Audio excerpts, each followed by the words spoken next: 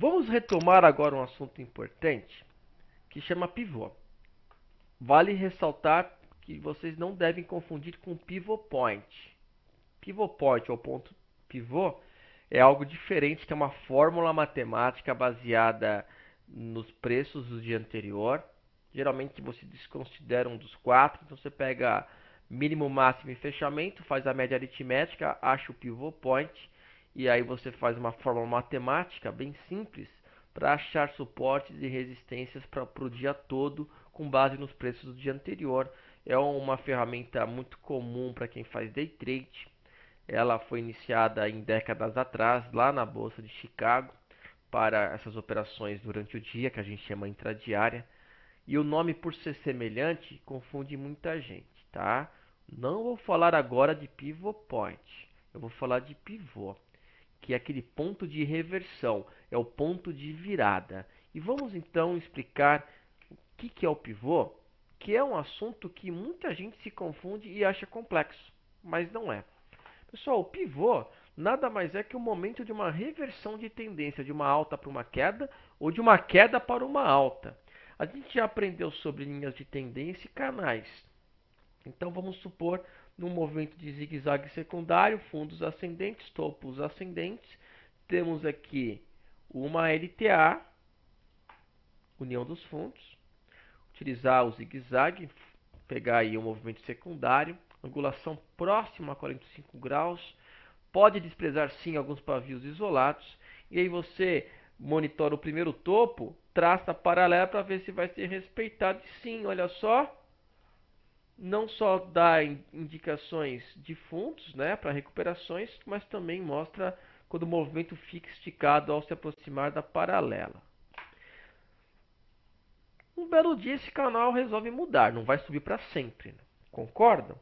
E aí ele começa a cair até a LTA, tenta uma retomada, perde força e perde a LTA. Normal realizar uma volta a este nível rompido, que é o nome de pullback, e aí ele começa a cair de novo e a gente fica na dúvida. Aquela antiga alta já virou uma queda ou não? Ao olhar esse pullback que foi feito aqui, esse primeiro topo fora do canal já está mais baixo que o anterior, né? E a gente vê que tem um primeiro fundo bem respeitado. Enquanto esse primeiro fundo for respeitado, vocês concordam comigo que o ativo aqui, a ação, o índice, o dólar, qualquer que seja o ativo, saiu do canal de alta, vocês concordam que ele pode ainda permanecer neste movimento aqui? Que é o que? Lateral. Enquanto este primeiro fundo fora do canal for respeitado, vamos supor que seja R$ 10. Enquanto o preço não perder esses R$ 10, não fechar abaixo de 10, não fechar lá em 9,90, 9,95, o que for, ele ainda está de lado. Então não virou, não reverteu. O canal de alta era respeitado, perdeu, mas agora está de lado. Então, para realmente ter o pivô, tem que perder o primeiro fundo, né? O fundo secundário, ele faz a queda terciária, tenta uma retomada, geralmente é um pullback, e aí você vai monitorar esse primeiro fundão aqui. Se perder, vamos supor que aqui bateu 9,90, perdeu, pivô acionado. Agora o ativo está em tendência de queda. Você vai marcar uma LTB, vai puxar a paralela e vai monitorar agora o canal de baixo. Então o pivô é o momento da reversão de uma alta para uma queda ou de uma queda para uma alta. Vamos supor aqui, está num zigue-zague de queda. Daqui para baixo cai, né? Desses topos para baixo cai. Marca uma LTB.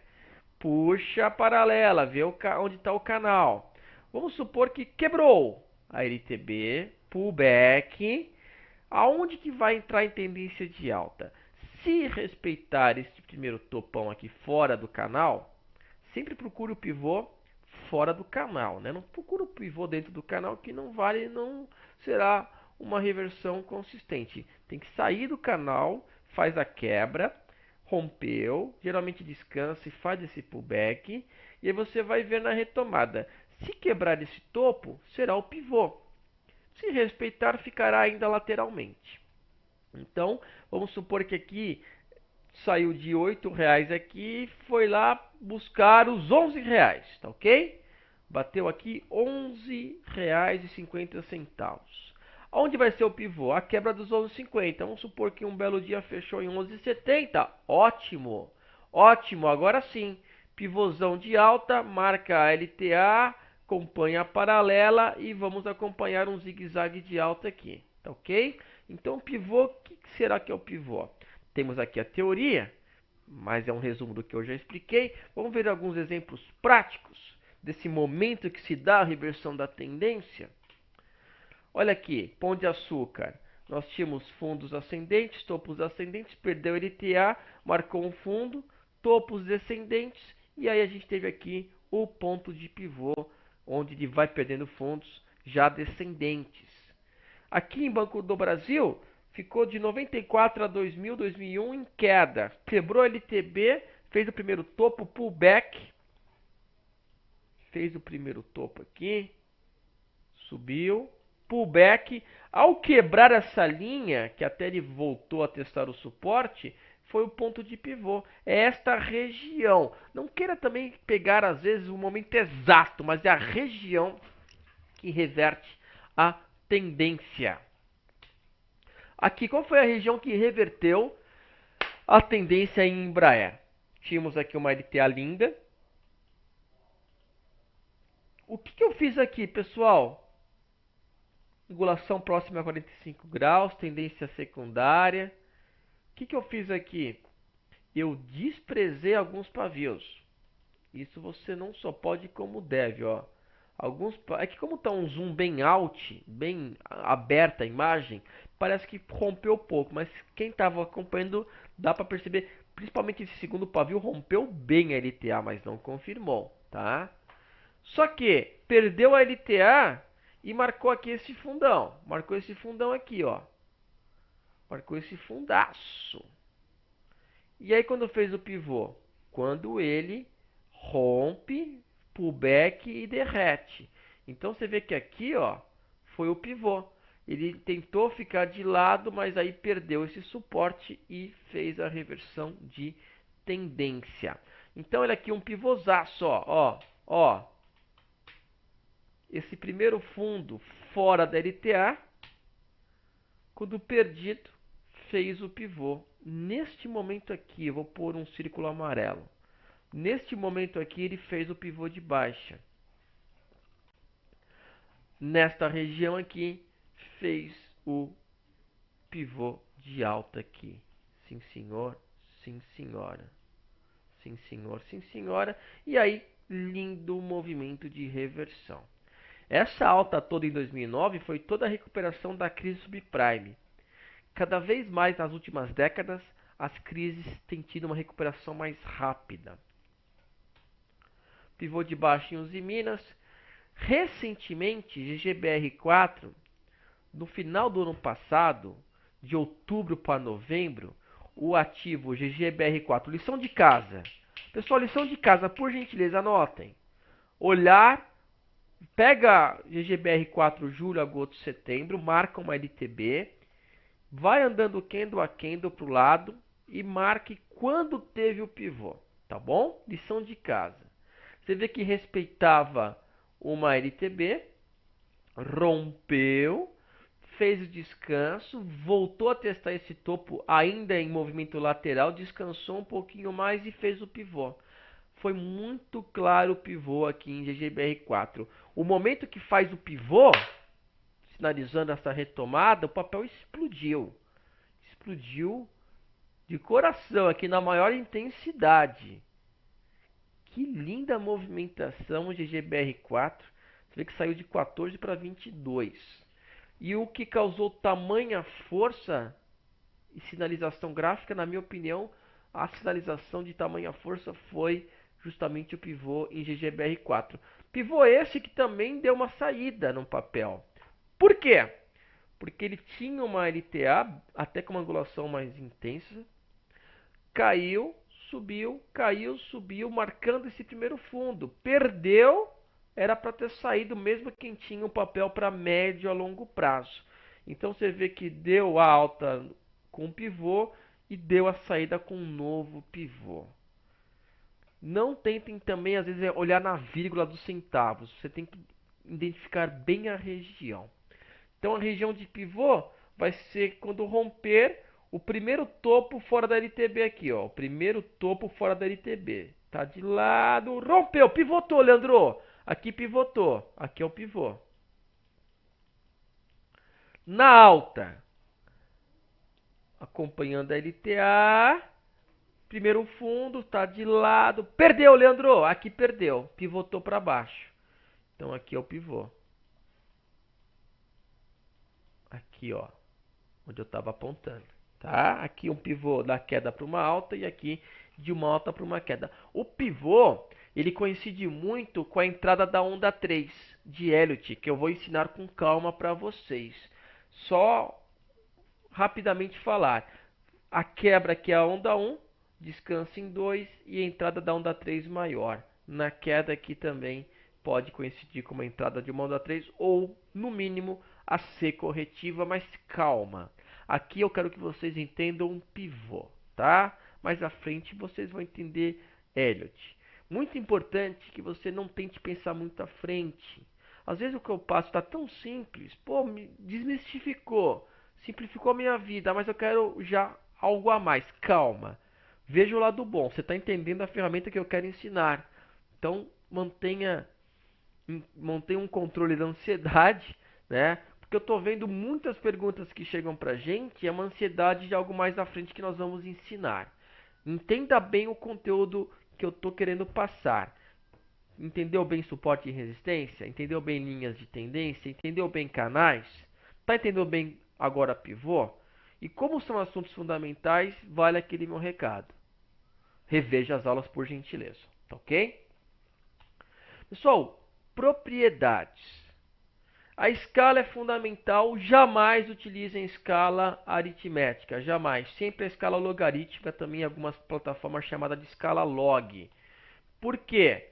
Porque a escala linear, ela deforma o teu gráfico. Você tem o eixo, não, vermelho não, branco. Você tem o eixo horizontal e o eixo vertical.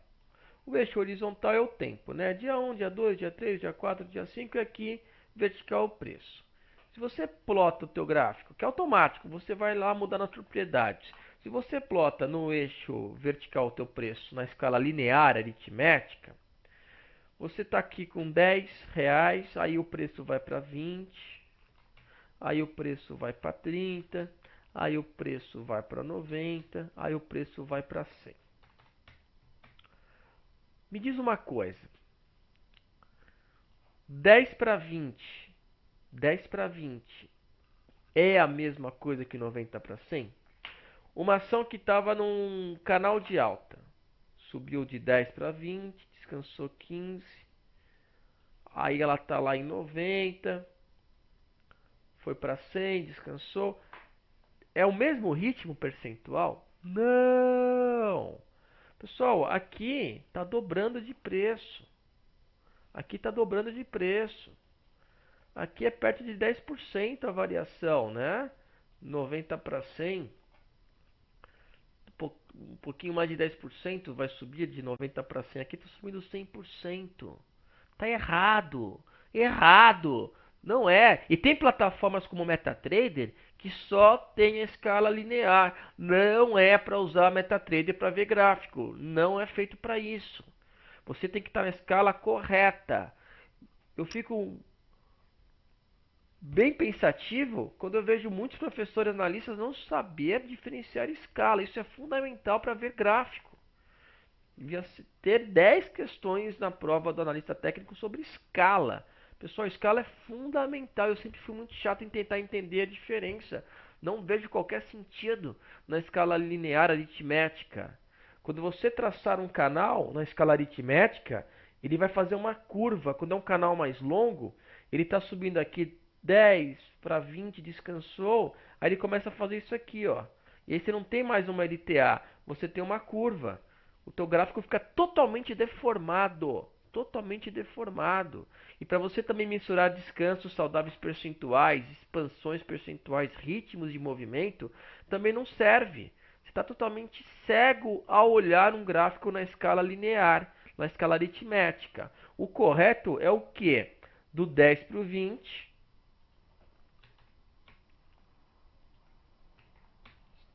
do 20 para o 40, do 40 para o 80, é um ritmo percentual, do 80 para o 160.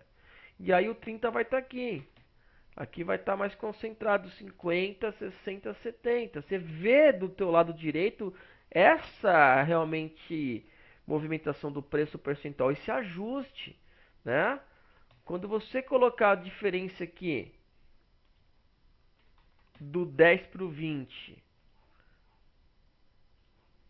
e do 90 para o 100, você bate o olho e fala: Ah, tá na escala certa. Aqui, escala errada.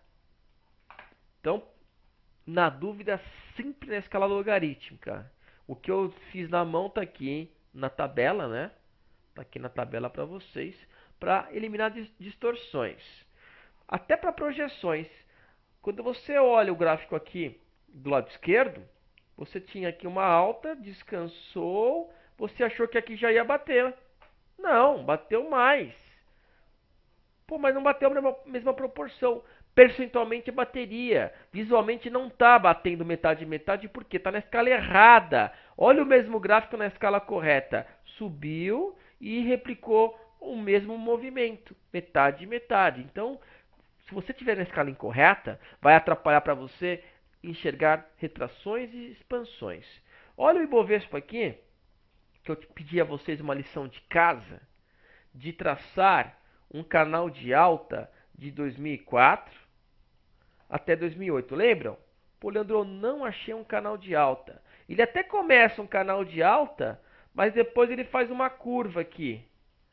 Ah, fez uma curva? Porque você olhou na escala incorreta. Vai lá e muda. Vai lá e muda. Tá vendo que a proporção aqui está totalmente errada? Totalmente errada aqui a proporção. Eu vou usar o mesmo gráfico agora na escala correta. Olha como a análise técnica é linda.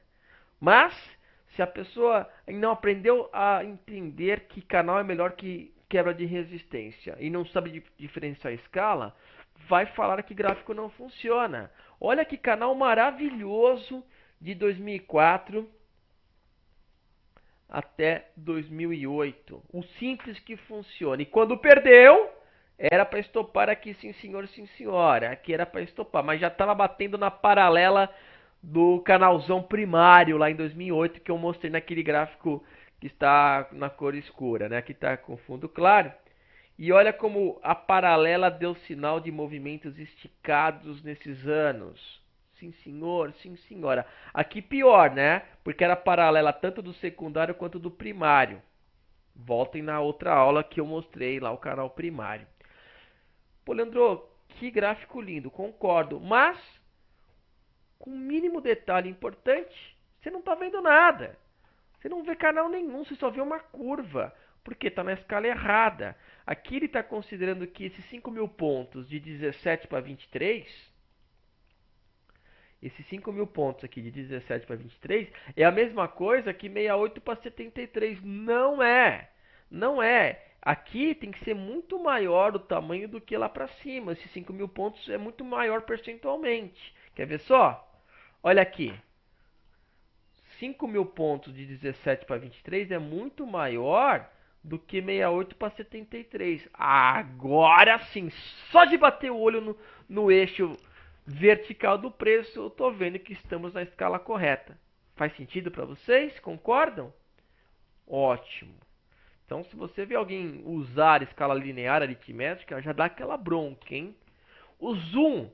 Eu recebi outro dia um comentário no fechamento de mercado me criticando.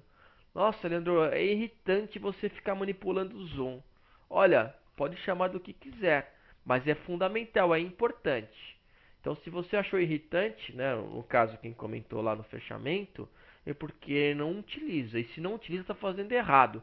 Porque você está na estrada a 120 por hora, por exemplo, a Castelo Branco que permite aqui em São Paulo, ou na Ayrton Senna ou na Bandeirantes. Você está lá a 120 por hora, você não quer olhar só 100, 200 metros no teu retrovisor, você quer olhar 1 quilômetro. Você está numa retona, será que não tem nenhum louco vindo aqui a 200 por hora? Então você tem que ter uma visão longa, você quer olhar para frente, né? Será que não tem nenhum acidente lá na frente para dar tempo de eu frear? Então você tem que olhar o curtinho para olhar com detalhe o Kendo, que a gente ainda vai ensinar na aula seguinte, aqui dentro da aula 6, na parte seguinte. Você quer olhar o Kendo, quer olhar lá o pavio, quer olhar se tem algum gap perto? Ótimo. Tá olhando o retrovisor e o para-brisa para ver se não tem nenhum buraco, se não tem ninguém colado na tua traseira, ok.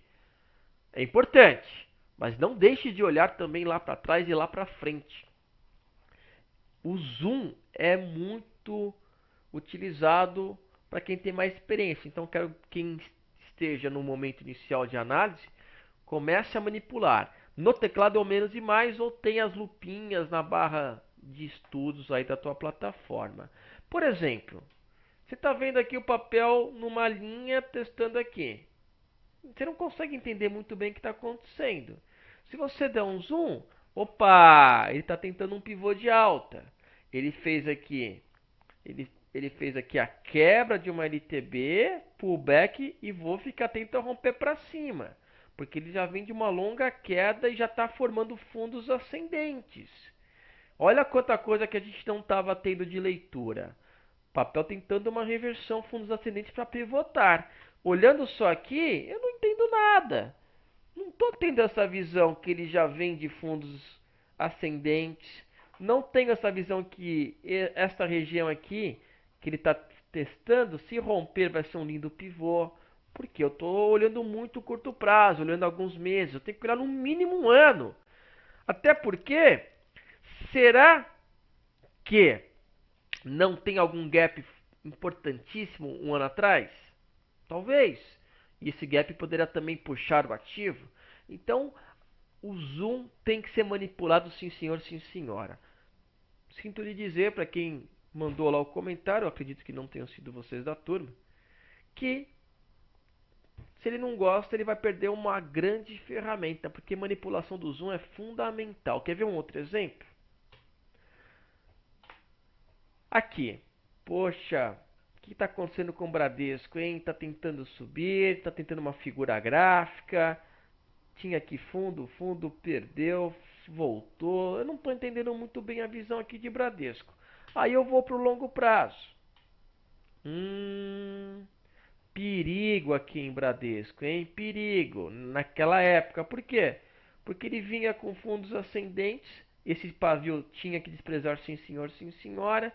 Nós tínhamos uma paralela aqui formando um lindo canal de alta. Perdeu, pullback e está tentando voltar a cair. Se perder este 44 aqui, o que vai acontecer? Se perder este 44 aqui, o que vai acontecer? Poderá o quê? Poderá pivotar para baixo. Poderá pivotar para baixo. Então o Bradesco está no momento crítico. Crítico. Não pode perder aqui esse fundo em 44. Se perder, fará um pivôzaço de queda. E se eu estou só no curto prazo, eu não estou tendo essa visão tão clara, né? Tem que manipular o zoom sempre, pessoal. Então a escala log é importante, logarítmica, e também a manipulação do zoom para você ter todo o contexto do ativo. Bom, vamos seguir. Periodicidade. A gente vai trabalhar muito periodicidade ao longo aí do curso. E para você entender o que seria a periodicidade do candlestick, o básico, o que eu recomendo que você, na dúvida, sempre olhe é o candle diário. Então você está na tua plataforma, você tem geralmente uma caixinha de seleção no topo, você vê lá 1 minuto, 15 minutos, 60 minutos, diário, semanal, mensal. Então, quem olha muito durante o dia, vai olhar 15 minutos, 60 minutos, até mesmo 1 minuto para day trade. Quem olha para longuíssimo prazo, olha o semanal ou mensal. O que eu mais recomendo é o diário. É um padrão confiável e que para swing trade é bem interessante. E a gente vai ver alguns momentos, antecipar um pouquinho no candle de 60 minutos. O que seria o candle diário? O candle diário representa que cada dia, segunda, terça, quarta, quinta, sexta, aqueles 4 preços que eu expliquei de candlestick estão representando, sim senhor, o dia, tá? Segunda-feira abriu aqui, ó. Segunda-feira abriu aqui. E aí bateu o preço máximo que na semana toda não conseguiu vir buscar. Então aqui foi o preço máximo. Terça caiu, quarta caiu um pouquinho mais. A mínima de quarta foi o valor menor de toda a semana, hein? Quinta subiu. E aí sexta fechou aqui, ó. Sexta fechou aqui. Se você na tua plataforma pedir um candle semanal, o que, que ele vai te representar? Ele vai ter um candle único com o valor máximo, o valor mínimo, e aí ele vai ter um corpo. Bom, essa legenda preenchida é de queda, então teve uma abertura aqui na segunda-feira e teve um fechamento aqui. Então saibam que pode ter essa manipulação de tempos diferentes gráficos. Leandro, o que é melhor? Diário. Para swing, alguma espiada em qual tempo? 60 minutos. Mas fiquem tranquilos, tranquilas, que a gente vai falar muito disso em relação a setups, figuras gráficas e tudo mais, tá? Eu não gosto muito de aumentar o tempo gráfico. Semanal, mensal, ele perde efetividade. Perde bastante efetividade e você perde os gaps, que a gente vai ter aula exclusiva sobre gaps, que são pulos no preço de segunda para terça, de quarta para quinta, de quinta para sexta. Quando você agrupa em um único candle semanal, aquele pulo de preço de um dia para outro você perde. Só ficam 20% dos gaps, que é o gap de sexta para segunda no semanal. Então fica ruim, fica bem ruim. Assim como a gente pode aumentar o tempo gráfico, que aqui a gente tem no exemplo na tela de baixo, o candle diário, na tela de cima aqui, candle semanal. Notem que para traçar linhas é muito melhor diário. Eu tenho muito mais pontos aqui para traçar linhas. Aqui no semanal fica muito menor minha quantidade de pontos no semanal também, além de eu perder 80% dos gaps. E além de eu poder aumentar o tempo gráfico, eu posso diminuir. Aqui a gente está vendo no gráfico do pré-sal em 2007, né? No gráfico do pré-sal. Aliás, foi um momento da Petro absurdo de volume, tá? E de operações. Mas mais pra frente eu conto mais a vocês sobre 2007 na Petrobras. Olha a idade, né? Agora, o que eu quero explicar nesta tela? Isso que é importante. Na tela, o que eu quero explicar, a mensagem principal, para ver se você absorve a mensagem. Assim como eu posso aumentar o tempo gráfico, eu posso também diminuir o tempo gráfico. E o que seria diminuir o tempo gráfico? Aqui é um pregão, esse candle aqui. Esse aqui é outro pregão. Eu consigo quebrar esse único candle em vários outros candles. Eu estava olhando o candle diário. Eu posso olhar um candle de 15 minutos. Então você percebe que este dia aqui é representado por vários candles aqui de 15 minutos. Eu consigo ver que no meio do dia teve uma bandeira de descanso. Esse candle de queda, eu também posso quebrar em vários candles de 15 minutos. Que aconteceu isso aqui, ó.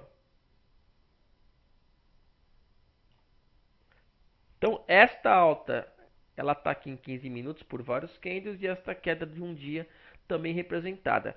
Então, você pode aumentar o seu tempo gráfico ou diminuir. Além de ter uma caixinha de seleção nas plataformas, você tem os atalhos. Geralmente, se você escrever no teu gráfico aberto 1 e dar o Enter, ele mostra o gráfico de minuto a minuto. Você pode pôr 5, você pode pôr 15, você pode pôr 60. Aí você volta para D Enter diário. Você pode pôr S Enter semanal, M Enter mensal, A Enter anual. Nem todas as plataformas respeitam todas essas legendas aqui, tá? Tem plataforma que vai até o semanal, mensal, mas não aceita o A de anual. Tem plataforma que não vai quebrar aí em qualquer minuto. Se você quiser 3, 4, 6 minutos. Depende de cada marca, de cada plataforma, tá? Desculpa.